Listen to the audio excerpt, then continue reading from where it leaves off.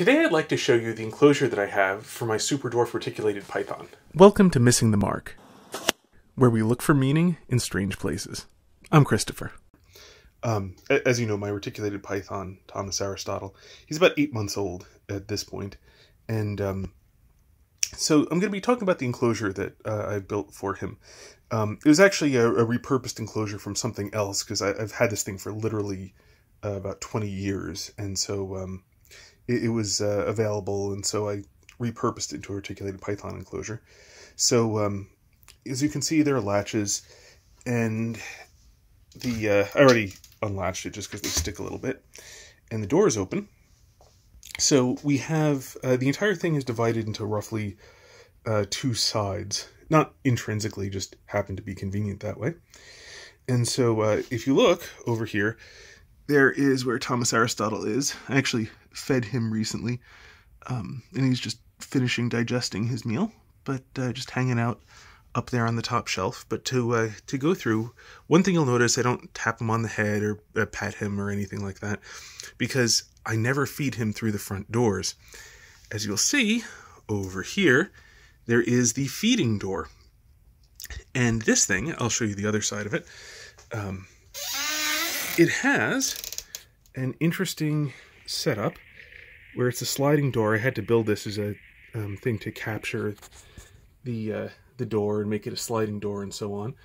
I never use it when I'm not feeding him, so unfortunately I'm not going to demonstrate that one. But anyway, over here, that comes out, and then if I back up a little bit, you'll see he tends to be on this branch right there in the middle, the nice horizontal one. He tends to hang out on that branch, and then when the food's, tends to be right about there in front of the door, and he actually comes down. He reaches from the branch, grabs it, coils it, and constricts it in the air, and then he, I only feed frozen thawed, but anyway, he constricts it in the air, and then he will even eat it just dangling from the tree branch, much like a green tree python. So over here, this side, in addition to being the feeding side, is just sort of a general open area, and it's got some plants, 2 spider plants that are doing okay. If we go over here, you can see there's one spider plant it basically ended up not taking, and so I recently introduced some pothos, which seems to be doing fairly well. Looking at the substrate, let me go through. On the bottom level layer of this, there's rocks over there. You can see the heating element, which is essentially heat tape, HTG, I think it is, HTG, forget the name at the moment, with plywood, and then bug netting, the very heavy-duty anti-pet bug netting on top, just to make sure you can't actually directly touch it. There's one water bowl down here and a hide in the corner, as well as up here some things to climb on. I'll show you more in a moment.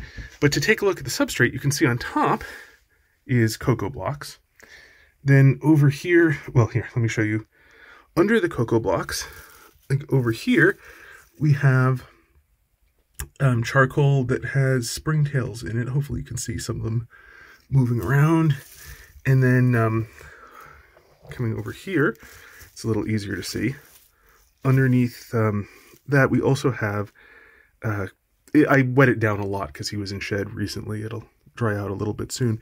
But this is Eco Earth, which is the very finely ground coconut, which sort of forms the bottom substrate, mixed in with a little bit of charcoal, and then the cocoa blocks on top of that.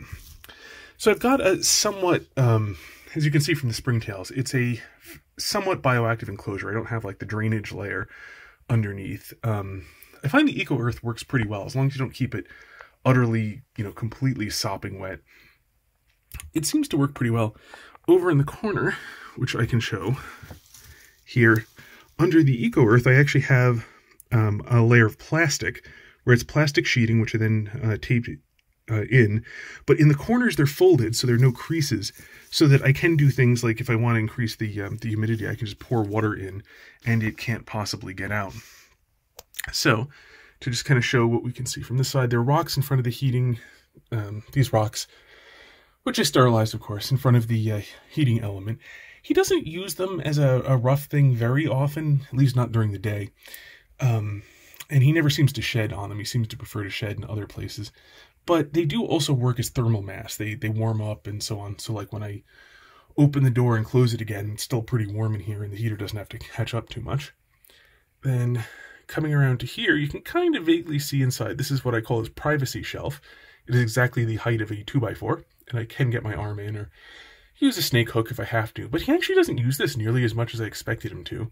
But it's another layer to go and explore and move around, and it's also, if you really want some privacy, you can go deep in the back.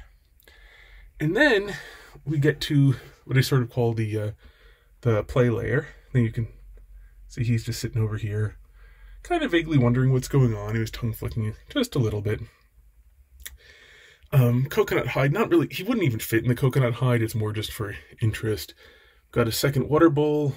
Then, as you can see from, as we look along, there are a few more things, but this is kind of, there's sort of the most variety on this shelf. To look up a little bit, you can see the lighting. I use LED strips, which sit flush against the top to give lighting while taking up the absolute minimum amount of space in here. So I'm going to come around to show the privacy shelf. I'm sorry, not the privacy shelf, to show the play shelf a little bit more. Oh, this card, although the text is upside down, it has his information about his sire and dam. So this is just cut ceramic to form something of a hide. It's not a complete hide, it's more like if you just want a little privacy. Over here, this is half a PVC pipe. It's getting a little bit small for him at this point. I'm probably going to replace that soon. This hide here is actually a Chinese food container, the bottom half of it that I turned upside down and cut. And then he's a little bit big at this point. He fits in with lots of room, but he's big enough to move it around unless I weight it down. So it's weighted down on the one side with this, and on the other side with my 4-year-old daughter donated her fairy garden to be in the snake's enclosure. So it provides some extra plants and a little bit of interest, and sometimes he likes to actually, it's a little far forward at the moment. When it's a little further back like that, he often likes to hide sort of in the corner or underneath it. So this is sort of the play area, and there's just a piece of paper up here in case he makes a mess, although he mostly doesn't up here. Mostly he goes down at the bottom. There's the side of the privacy shelf that gives privacy, and then just to show this, these things are kind of interesting. He doesn't use them very much that I can tell. Kind of expected that he would, but I guess with the other branches, you know, the bigger, taller branches that have this sort of rougher, nicer texture over there, he just doesn't use them very much. But if you take a look, these are actually removable. The magnets are very strong, but if you look, you can see it's attached via magnets to the metal plates. And so, if I really desperately need to clean them or whatever, I can just take them out. Once again, this is a nice big water bowl. He never ever soaks in this. I never see him in it. I mean, it's getting to be not that big for him. When I first put him in here, it was much larger. I may at some point upgrade to a bigger one, but he just never shows any interest in water. I also have a fish tank that I let him, if he'd want to go swim in it, he can. And he never... one time he went into it and seems to have decided he doesn't like swimming. That's... Let me see here. Over here, there's just the... you can tell the heat probe that the thermostat's on that controls the heater. Although... that said, I did check that I ran the thing without the thermostat for like a good 24 hours at least, and while the hottest part of it got up to around 100 degrees, just under, and it got into the high, it got around, yeah, right around 100, very high 90s. That's only in the hottest part. The coolest part on the other side, because as you can tell, there's no heat over there. So this forms a thermal gradient from the one side to the other. Here, I'll come back over here. On the cool side, it got into like the high 70s, I think. So something important to consider is just if your thermostat ever were to break, to make sure you're not going to accidentally cook your snake. And so that definitely is not possible. You can run it flat out continuously, and it doesn't cause any problems.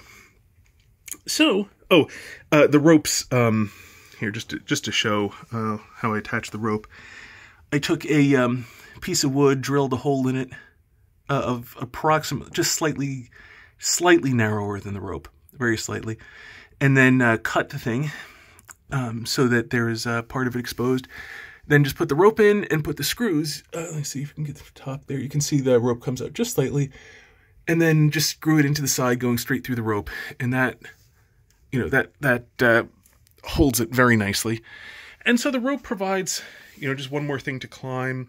Got a vertical rope in there. He doesn't climb it very much because at this point he's getting big enough he can just reach anywhere he wants to go anyway, but it looks nice, and if he ever feels like playing with it, sometimes I take him out and use a rope to let him climb. It's fun to watch them climb vertical ropes. And yeah, I think that's basically all of its features. I've got, as Garrett Hartle sometimes talks about, using shelves in order to produce more horizontal space, and so I did a little differently. You know, he usually runs the shelf the length of the thing and only partway through. I ran it the entire depth, but only a little over half the length. So it gives him a lot more floor space on the one side, but also over here, he's got more vertical space, so he can be higher up to the ground if he wants to be, and also it's just sort of more exercise to go climb up and go pull himself up directly from that side. So this is my enclosure for Thomas Aristotle, my 50% Superdwarf reticulated python from Reach Out Reptiles. As I said, he's about 8 months old at this point. This is intended to be his lifetime enclosure.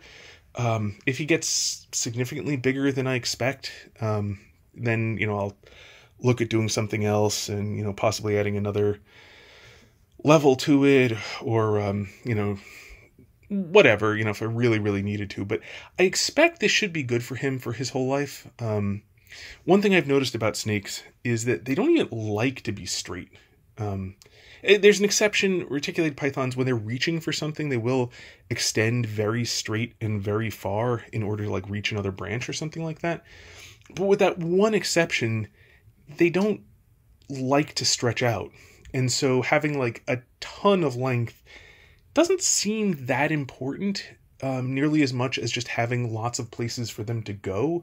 That being able to move around seems to me, based upon his behavior so far, more important than moving around in a sort of particular way, such as length. Now, if he got too big, then obviously this you know, if he were to somehow get mainland size and he were to be a 12-foot long python that was, you know, 6 inches, 8 inches around, then obviously this would be too small. But he really doesn't, you know, he's growing much more like the Superdwarf parents. He's only about 4 feet long right now at 8 months.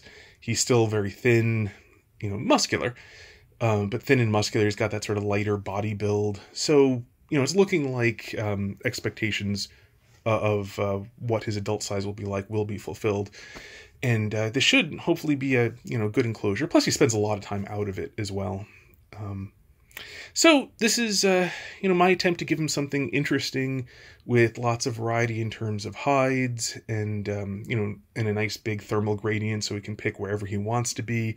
Oh, as you might be able to guess too, with the privacy shelf being directly over the heater, and then this having, and then the play shelf being, you know, 3.5 inches higher. If he really wants to be warm, I mean, if he super wants to be warm, he can sit in front of the heater, although I've pretty much never seen that. If he really wants to be warm, he can go inside the privacy shelf towards the back. If he wants to be warm, but a little bit less so, he can go in the privacy shelf towards the front. He seems to really like both the branch, especially this horizontal branch here. He seems to really like that branch, and he really likes the play shelf. That's where I see him spending most of his time. So that seems to be around his preferred ideal temperature. And measuring it, that tends to be right around 80, very high 70s to 80. Which again would be some of his Superdwarf blood. As Garrett mentioned, these islands are so tiny that their temperature is dominated by the sea winds, and the ocean is always much cooler than you know, large areas of land, you know, even in the sort of latitudes of a bit north of Australia where they come from. And so they're actually more used to lower temperatures than their like Indonesian cousins, the mainland reticulated pythons. And that seems to be borne out. And of course, he's, as I said, 50%. In fact, his mother was 50% and his father was 50% Superdwarf. His mother was 50% kayuadi, his father was 50% kalatoa. And so being a grandchild, you get a lot more variability there than just, than when you first mix like a Superdwarf and a mainland. So exactly how he's going to come out is not entirely, it's harder to predict because he's the grandchild of that. And so he could take more after his mainland grandparents, or he could take more after his Superdwarf grandparents. And so far he sort of has that, at least the slender Superdwarf head, and seems to have the Superdwarf build and so on. So anyway, but the point being, he also seems to have that sort of Superdwarf temperature preference, that he seems to like the 70s more than the 80s. And when he's digesting, he likes it warmer, obviously. But yeah, so it's kind of interesting seeing, where he ends up. Sometimes he also just goes and hangs out on the floor, for example. So he definitely makes use of the enclosure. But he also, certainly has his favorite spots within it too. So, hope that's interesting, in case it gives anybody ideas for your Superdwarf enclosures. And until next time, may you hit everything you aim at.